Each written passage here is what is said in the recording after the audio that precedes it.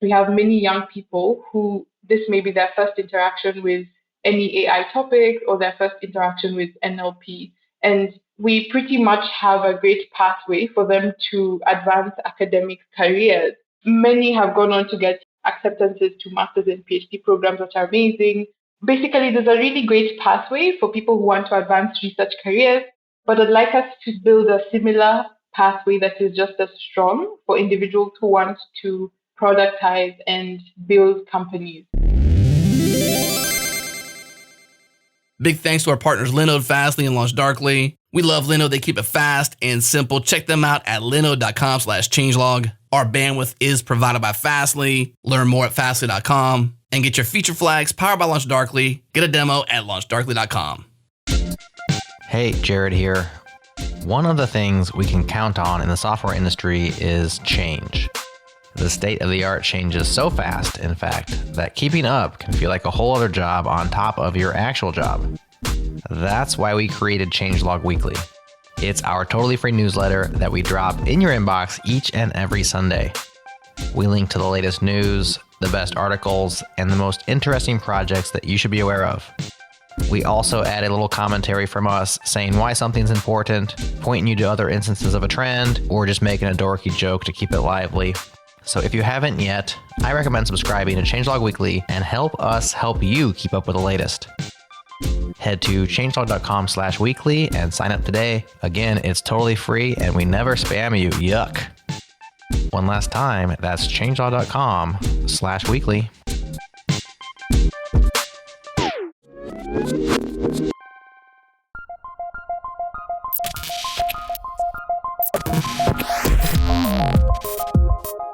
Welcome to Practical AI, a weekly podcast that makes artificial intelligence practical, productive, and accessible to everyone.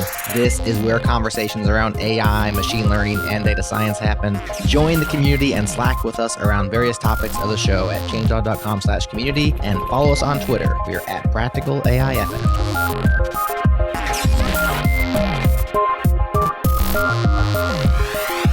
Welcome to another episode of Practical AI. This is Daniel Whitenack. I am a data scientist with SIL International. And I'm joined as always by my co-host, Chris Benson, who is a tech strategist at Lockheed Martin. How you doing, Chris? I'm doing very well today, Daniel. How you doing? Doing wonderful, because today is another episode in our series of sort of spotlight podcast episodes, AI in Africa. This is a joint initiative between the International Development Research Center in Canada, Practical AI, and the Changelog, and GIZ Fair Forward project, all of which are sort of involved in one way or another with the Open for Good Alliance. And as part of these episodes, it's been really wonderful to have with us sort of guest co-host Joyce Nabende from the Makerere AI Lab at Makerere University. Welcome, Joyce. Thank you, Daniel. Hi, Chris. Hi. Thank you. Hey there. It's yet another opportunity for us to discuss on this podcast, and I'm excited to be here. Yes, it's always wonderful to have you with us, Joyce. And why don't you, I'll sort of pass it over to you to introduce what we'll be talking about today.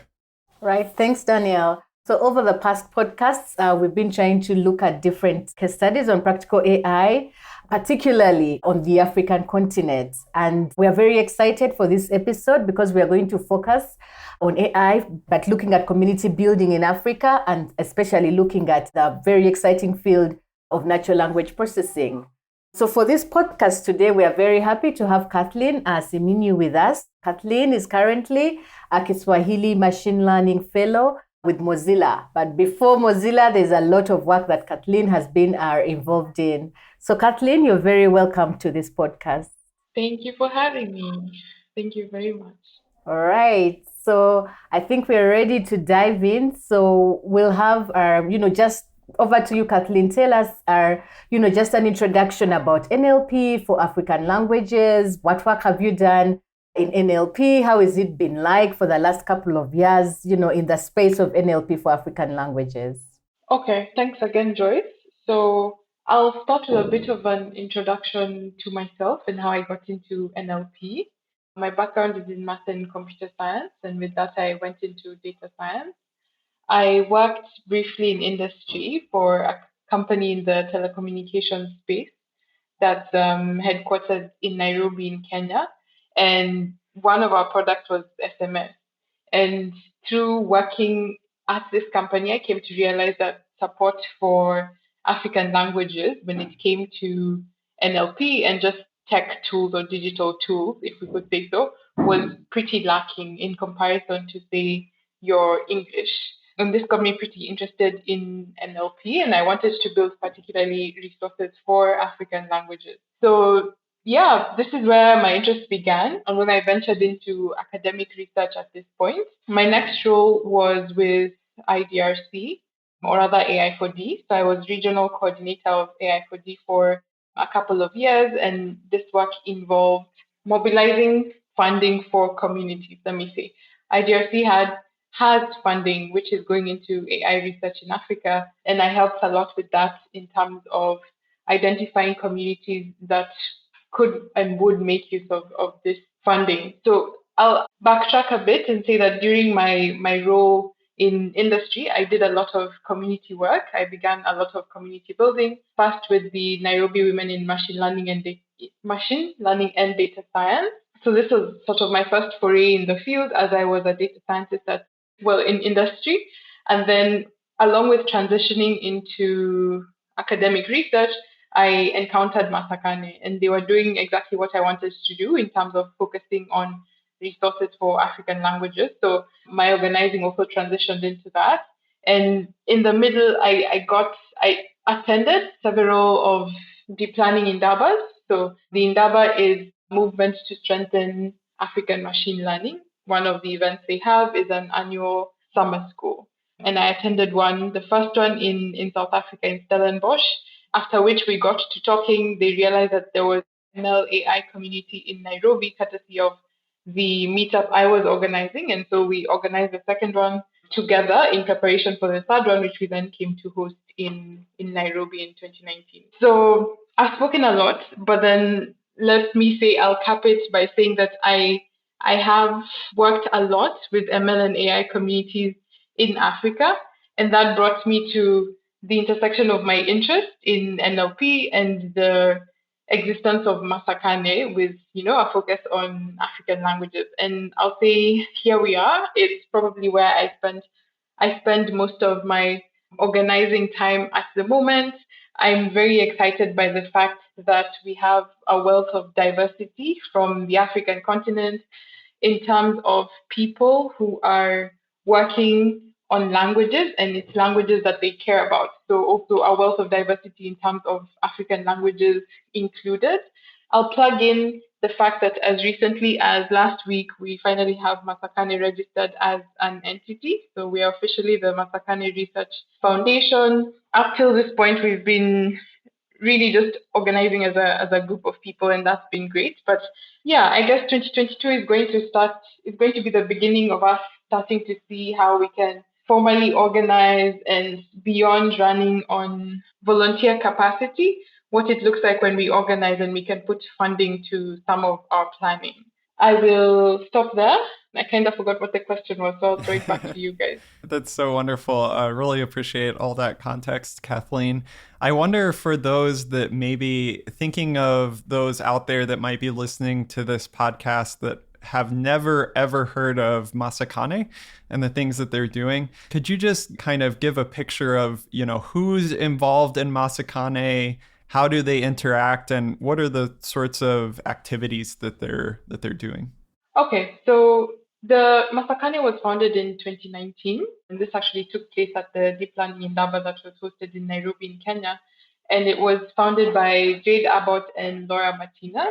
So basically, they did a paper for machine translation involving a bunch of South African languages and created benchmarks. And part of the work done in this paper, they came to present at the Deep Learning Indaba with the idea that if they create a notebook, which is very easily replicable, then people can take it up on themselves to train similar models for their languages, therefore likely creating first benchmarks, because very little research exists for African languages. And that is how it began, as a focus on machine translation. The initial work that they did was based on the JW300 dataset. So JW is Jehovah's Witness, and they're an organization that, through their work evangelizing in Africa for many years, have translated the Bible to many local languages in Africa. So the notebook leveraging this dataset made it super easy for literally anyone to start up a notebook, put in the language code for the language you would like to work with, and in an hour or two have a benchmark trained. And it gained a lot of momentum in that way. I like to think that even though many of these languages have not been the point of focus in research in the past or in terms of product development for markets that can, pay for products, they haven't been a focus from that perspective, but this gained a lot of momentum because of the setting, right? Because the Deep Learning Indaba is bringing loads of young people from across the African continent who, given the fact that we'd had two previous Indabas, had basic skills, right? So some effort in capacity building had been done, and it was sort of the sweet spot in terms of many of us had attended previous Deep Learning Indabas, and we have the basic skills, and we now have a desire to specialize in something. And here comes Jade and Laura, and they have a notebook, and they're telling us, hey, this is how you can start in machine translation. So it gained a lot of traction. Personally, I trained models for Kenyan languages, and I think that's how many people rationalize in terms of what languages do I care about, what languages do the communities I'm adjacent to speak, and then went on to, do that. If you could find a data set for your language, then you went ahead and trained a machine translation model. We wrote a really great paper, two, I think. One I'd like to highlight is participatory research for low resource machine translation, a case study in African languages. And this one in particular, because it describes the ecosystem for machine translation to be successful and why there's many gaps in an African context, right? So one problem is access to data. And we talk about the fact that typically content creators create data, right? But in an African context, these content creators may not have access to keyboards, or they may not have access to digital dictionaries, which hinders their development of data to start with. So there's a whole ecosystem description, and I'll leave it at that for now. But then we've seen great success, first in machine translation, with being able to do very multilingual and inclusive work. And then progressing from there, we realized that individuals who were participating and contributing to Masakane were not only interested in machine translation, but other tasks in NLP as well. So at this point, we sort of took a step back and generalized, and now have membership or participation from people building in NER, in speech, and basically just a wide scope of tasks. Got a quick question for you. I was interested in the data set that you mentioned, the JW data set being a Bible translation. When you look at a lot of different Bible translations and kind of the language may not be completely what you typically would talk in today, did that present any kind of challenge, or was that generalized enough to where that didn't affect it or anything? I was just curious about that being the basis and what challenges that might present that were unique to the data set. So that's a super interesting question. We encountered a phenomenon which I don't know if we called it, or it is known as the biblification of systems. So one example I remember is, actually I don't remember what word, but in machine translation systems, a certain word kept on being changed to canon, because canon shows up many times in the Bible, but not referencing canon often in conversation. Right. So it has been a challenge to rely only on Bible data. And to answer your question, it does not or has not generalized well. Although actually, interestingly, after a year or two of us using the JW300 dataset, the organization actually pulled it from the internet. So it was scraped from the website, and the organization claims that they were not aware of this dataset existing and had not given permission for it. So, we've been trying to ask them for many months to see if they would make it open anyway, because it has spurred a lot of our research, and we're still waiting to see how that turns out. But then, just to bring in the fact that access to data is a huge problem, and in many cases we face, IP and copyright issues even with data that is accessible. So at the moment, a lot of activities unfortunately have to start from a point of dataset creation, which I wish was not the case, but we also have found that it's an easy way to start including and upskilling individuals, because someone can start out on a project today labeling data or creating data or evaluating a model, but then can progressively then pick up other more valuable skills and, grow their skills. So I'll say it's a blessing and a curse, but mostly a curse, because as NLP researchers, I wish we had the luxury of, just accessing data for whatever task it is we wanted to work on.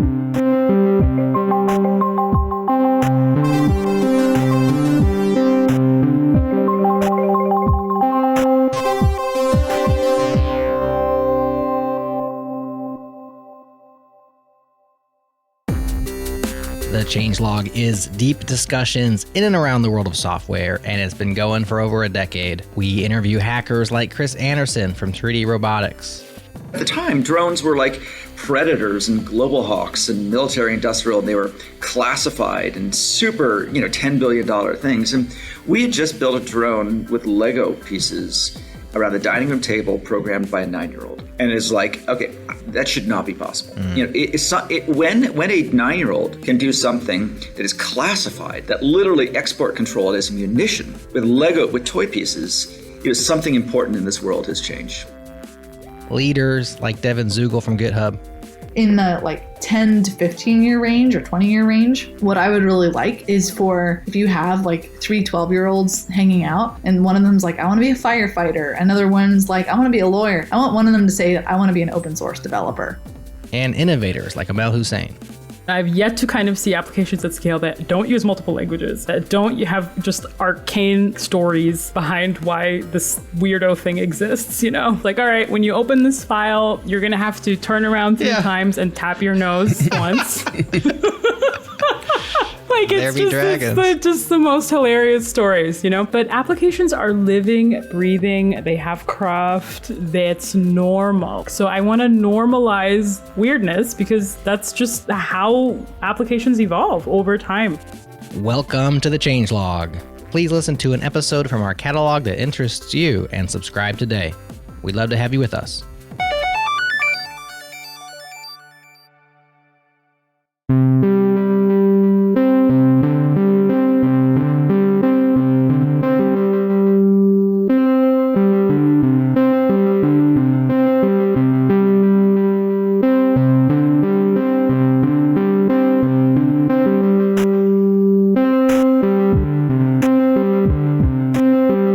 Kathleen, I'm actually in the Masakane Slack group, and I just took a quick look at the involvement.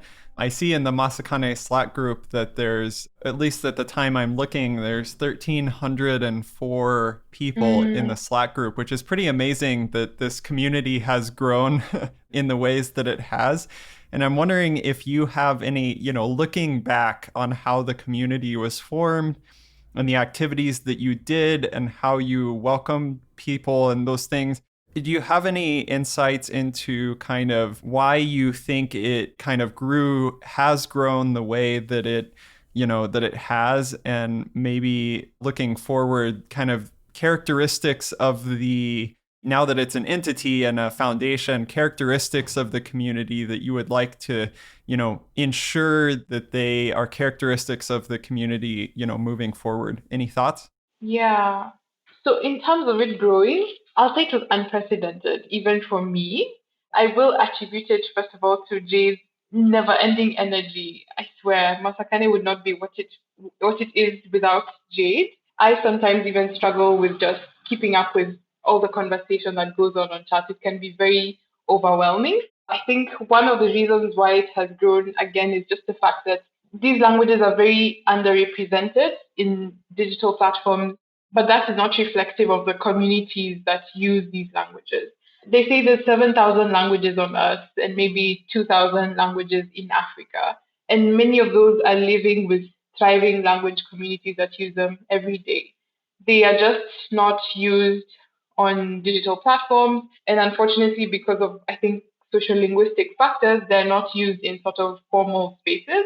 At least in Kenya, I know for a fact that parents are more likely to encourage their children to become better at English than say their mother tongue, because with English you can walk into any office and have a conversation and potentially get a job, versus your mother tongue, which is only useful at home or, in whatever local context you are found in. But then that doesn't take away from the fact that these languages are used, and at least from a sentimental point of wanting them to be preserved and sort of captured on digital platforms, I think that's one huge reason why Masakani has been so relatable to students and budding researchers across the continent. I'll also say we have a lot of room for absolute beginners. Again, it's really easy for someone to walk in today, and young people have loads of energy, right? And many will come and they'll say, hey, I want to do something. And you know what they can add to literally every single project? The fact that they're multilingual, right? So if we have an Enya project and you walk in today and you say, hey, I want to do something and I speak Kiswahili in addition to English, then we can say, hey, look, there's this project where you can go and here's a Kiswahili text and you can start labeling. And that's a way to start involving someone. And they'll be interested in, okay, what else can I do? What is this person doing? What is that person doing? So I think just the fact that we literally, anybody who is multilingual can participate. And then we've been progressively working towards pathways for capacity building. So we have several study groups that now run every 3 to 4 months. There's one that's particularly for beginner NLP. So any beginner who's involved in any, something in the community can also plug into that and start gaining more skill. Last week I was on the call and Julia offered to do one for machine translation. And I'll say let that be a segue into another factor, because we've gained quite some recognition globally, and the wider NLP community has also been super supportive. So in terms of more experienced researchers wanting to know how they can be of use and then proceeding to actually support us, right? So Julia has a PhD. She works at Google Translate and she shows up probably for 90% of Masakani activities. If you ever want to debug, I remember my experiences with training those initial models for Kenyan languages. She was literally always available on Slack. So I'll also shout out the fact that we received a lot of support, a lot of mentorship support, and that continues to happen. And I hope it continues to happen for an extremely long time. So the second part of the question, now that we're a registered entity and are growing somewhat exponentially, characteristics that I would like to see sustained, first, I think is a very distributed nature of leadership. So Masakani is it's like a storm. It's not a coordinated storm. It's just something that started happening and now it's got a life of its own. I love the fact that it's not reliant on any one person. So there's never a day where person X is sick and okay, now we can't hold the meeting because person X was supposed to chair it. That never happens because literally everybody is empowered to walk in and chair the meeting because we have a template, it's recorded, everybody else can catch up, right? And we see that a lot also with the leadership in projects. So we never sat down and said, hey, we want to make NER a focus, but somebody in our community did. And they not only ideated, but then went ahead to organize regular meetings and recruit people and come and give updates at our weekly meeting. And that turned into a paper that was accepted to EMNLP. So distributed leadership, I would like to see this continue. Something we're a little worried about is the fact that having an entity, well, it's a great thing, first of all, that having an entity means that we can receive funding. And we have been able to receive funding in the past through organizations that we have collaborated with. But having our own registered entity presents an opportunity, yes, to fund our research. So far, it's been mostly run on volunteer efforts, and the results have been great. And so our one concern is that now when there's funding, a decision has to be made, right, about what gets funded versus what doesn't get funded. And we're worried about how that scales. Will it stifle the distributed leadership, especially on projects, or will it spur it forward? So I'd like to see us maintain that despite funding. I'd hate us to turn into an organization where the characteristics change because now money is available. Something else I'd like to see us grow into is just further supporting pathways for individuals who are interested in productizing their work. So again, I'll go back to the fact that we have many young people who this may be their first interaction with any AI topic or their first interaction with NLP. And we pretty much have a great pathway for them to advance academic careers because they're taking part on projects, which means they're writing papers. Some of these papers are getting accepted at leading conferences. They're being mentored by leading researchers in the field. Many have gone on to get acceptances to master's and PhD programs, which are amazing. Internship opportunities. Basically, there's a really great pathway for people who want to advance research careers, but I'd like us to see us build a similar pathway that is just as strong for individuals who want to productize and build companies. So that's something I'm hoping we can grow into. And then one of my absolute favorite things about Masakane is that we have a lot of female leadership. So as a woman in tech, this is something I look at as someone who has organized communities for women. This is something that's close to my heart. And I absolutely love the fact that we have pretty good female representation. I attribute it to the fact that this is a movement that was started by women. And I think it's very powerful signaling. I'll tell you, whenever I have been in a position to be assessing a company that I want to join, I'll probably go to their website and see if there's any women on the tech. And if there's none, I start to ask myself, do I want to be the first one?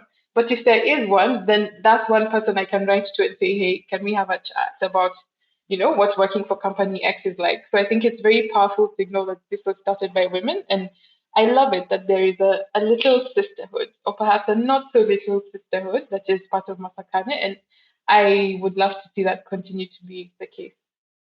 Joyce, I'm curious if, as a researcher in the university setting, working on related problems to what the Masakane community is doing, how has this sort of like groundswell of community building in Masakane influenced your research team and maybe the things you're able to do and the way you're able to engage? And then maybe you have a follow-up question for Kathleen with regard to some of the things, on your mind as you think about your research group and engaging in the community building. Yeah, thanks. Just listening to Kathleen is really very enlightening to where the background... Super inspiring. Yeah, and the background and the roots of Masakane that I never knew about. So that's very interesting. And I think for us, how it's benefited the lab is, unlike Masakane that is wide and does many things anyway, because it's a large community. We started out in the NLP space, building out in speech and now in machine translation, like she mentioned, for the language that we care about, which is Luganda, the main language in Uganda. And Masakane has really come in, to support the researchers in the lab. As you said, if there are people who need help, maybe they are running their models and they are stuck. I've seen many of the people in my research lab go to Masakane, put in a query and get responses. And this has enabled them to move much faster with their development, with their model development. Unlike if it was just a closed community for us, or unlike if you went and wrote an email to one of the researchers that, maybe developed a model or did something, but here it's on Slack, it's within the community and they get faster response. Or if maybe you find a situation where someone has encountered the same issue, maybe with the models, it's easier for them to even respond. And I like that it's open, right? Like you just put in a question there and then you get an answer. So that sort of community building is something that's very critical that the lab is also learning to adopt and leverage on as well. But also listening to Kathleen speak right from the beginning, I think, Kathleen, you said community building, community is very important to you. And I know that with the new role that you have with Mozilla, that there's also a lot of community building involved in there. So can you maybe tell us more about the current work that you're doing around community building with Mozilla and Kiswahili in particular, your language that you're passionate about? Yeah, okay. So my current role is machine learning fellow at Mozilla, and I'm working particularly on Common Voice and particularly in Kiswahili. So I'm supporting work to build a Kiswahili dataset on Common Voice. And this is starting literally from the collection of sentences But I should step back and say that it's starting from community building, again, like you highlight. So we want Kiswahili speakers to care about this work. We are working to communicate to them that the existence of this data set is something that is of benefit to them because it's intended to be a digital public good. And we're working to build ties with organizations that are already working in Kiswahili. So I realized that we have the tech capacity, but then we're walking into a space where people have been working for years to build language communities. And I'd like for us to be sensitive to that. And we'd like to be sensitive to that. So reaching out to the language boards, the universities that have linguistics, literature departments, and such other communities just to get input from them. And then this work begins at, of course, collecting text. So Common Voice is a project for building speech recognition. And we start with text because we can't have audios without, their aligned text. So building relationships with these organizations basically is also in our best interest because then we can find avenues to get text from them if they're existing or build programs that can enable us to create text in the course of our work. And then we've learned so far from linguists especially, that there's a lot of diversity in Kiswahili speakers. And this is something that, I innately know as a Kiswahili speaker because listening to someone speak, there's a lot of nuance. I can potentially tell what part of the country they come from if they're Kenyan. I can potentially tell if they're not Kenyan or are Tanzanian or are from the DRC. And then there's an additional level of nuance that is apparent among people for whom Kiswahili is their mother tongue. And this is a distinction that I'll say even I wasn't aware of because many of us in Kenya and in Tanzania learn Kiswahili because it's a national language in the country, but then it's actually someone's mother tongue. And like many African languages, there are related dialects. So we're also learning a lot of the nuance, the fact that for people whom Kiswahili is their mother tongue, if they listen to someone speak, they know, okay, you're originally a speaker of dialect X, or you're from this particular part of the coast. And they sort of label all the rest of us as up-country Kiswahili speakers, up-country implying away from the coast, the East African coast, which is the home of Kiswahili. So learning about all these nuance and recognizing that it would be great if we could capture this diversity in the data set. That's also been an interesting journey, working with the linguists. The way this work, at least the engagement with the linguists, that's currently shaping up as subsets of the data set that are representative of the various dialects and variants of the language. So there's also nuance, I'll say, depending on what other language speakers.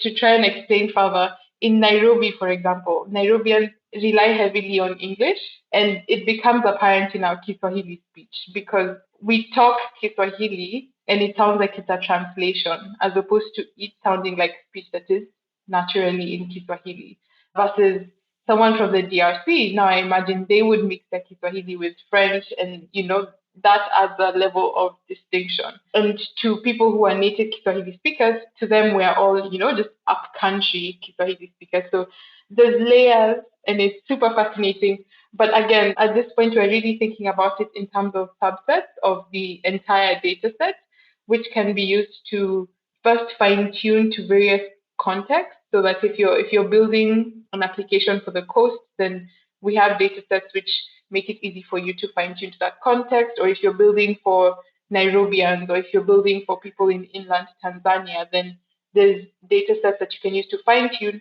But then beyond that, to evaluate performance. Because at the end of the day, I tend to think that Kiswahili could do to other African languages what Western languages have done to all African languages, which is to be the focus of research and funding and development and at the expense of others, right? So now Kiswahili is being spoken in parts of Southern Africa, and I think that's amazing that we're now pushing for, potentially one language to be spoken across the African continent. But then I sort of worry that may come at the expense of smaller languages or other languages in general, because now parents may start to think, hey, you should learn Kiswahili for, upward or career mobility. But then that may make the mother tongue come second place or be absolutely forgotten. But going back again to the work with the linguists, we also want evaluation data sets, which can mean that we ensure that there's at least some minimum performance for all diverse speakers of Kiswahili. There's also a very strong gender thread in all our work.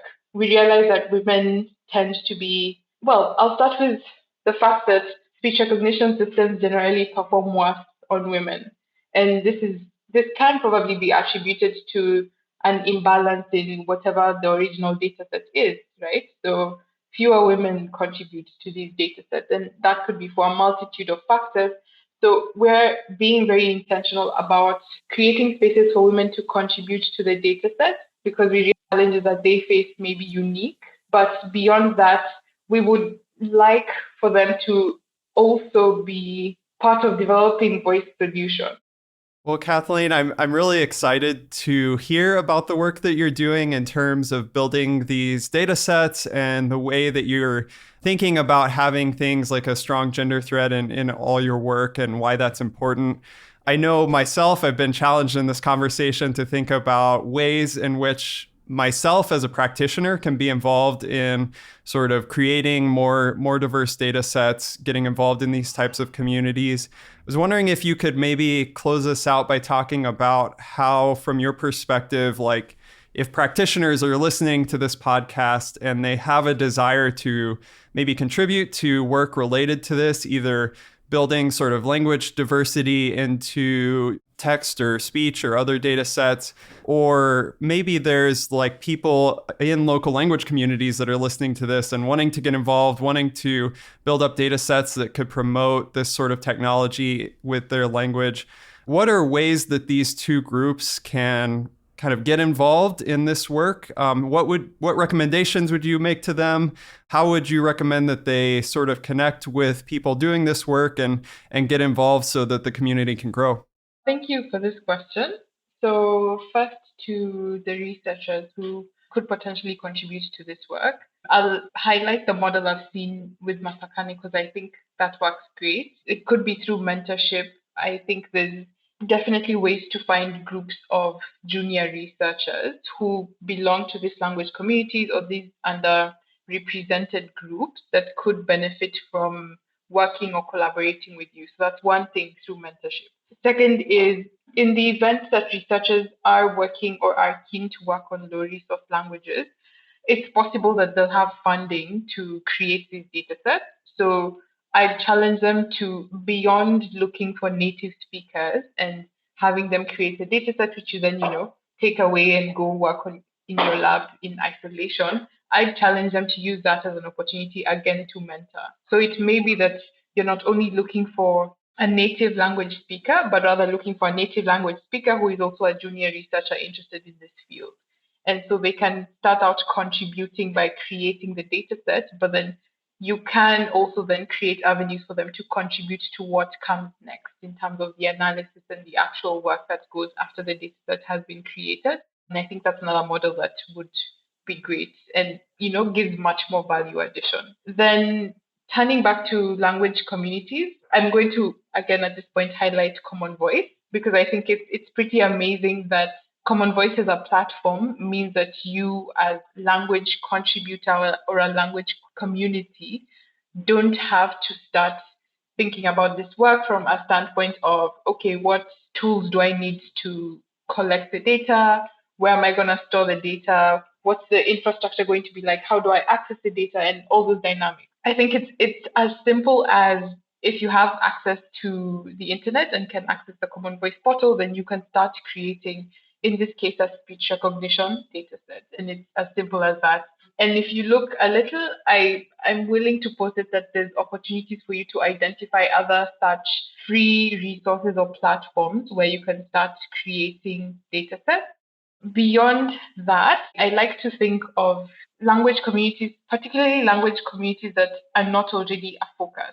So look at Kiswahili, for example. It's a huge language. There's loads of speakers. There's loads of interest from people off of the continent in having Kiswahili resources exist. But I personally see it as an entry point to other local languages that are spoken in the places where Kiswahili is spoken, right? So if a speech data set exists for Kiswahili, it's possible to then take that text and translate it into another local language that you speak if you're a Kiswahili speaker.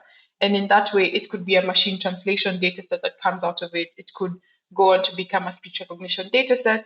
But then I'd also challenge these communities to then think about licensing, right? And licensing is a pretty interesting topic in the field of NLP, because on one end we have the very well-resourced researchers who don't ask for permission and just scrape everything off of the web. And then there's the language communities and the junior researchers who work very hard to create these data sets and then are not necessarily the ones who get fast publication or most interesting publication because of constraints like skills or resources. So I would challenge them to think about licensing that can center their needs.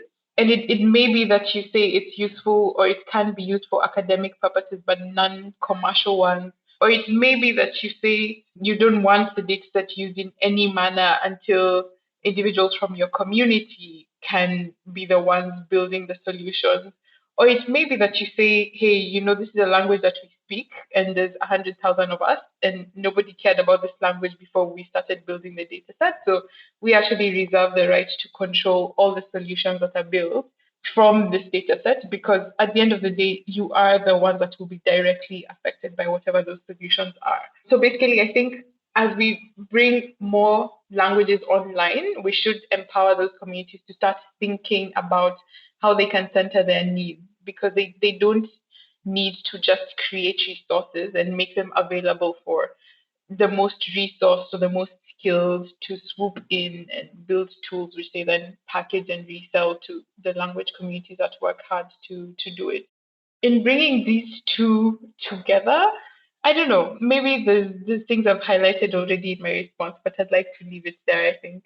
I definitely think that those are great jumping in points for our listeners who are interested. We will definitely include links to the Masakhane community and the Common Voice platform in our show notes. So please take a look at those and get involved and think about how you can start thinking about contributing in various ways or mentoring or whatever it might be. But thank you so much for joining us, Kathleen. It's been a real pleasure to talk with you. I really appreciate you bringing your perspective and the hard work that you're putting in on these problems. So thank you so much.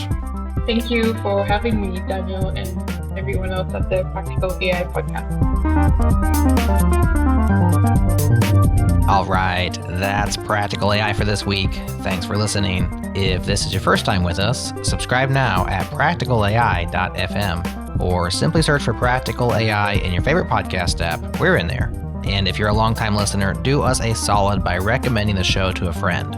Word of mouth is still the number one way people find new podcasts they love. Special thanks to our partners for supporting our work, Fastly, Launch Darkly, and Linode. We appreciate it. And to the mysterious Breakmaster Cylinder for cranking out new beats for us all the time. That's all for now. We'll talk to you again next week.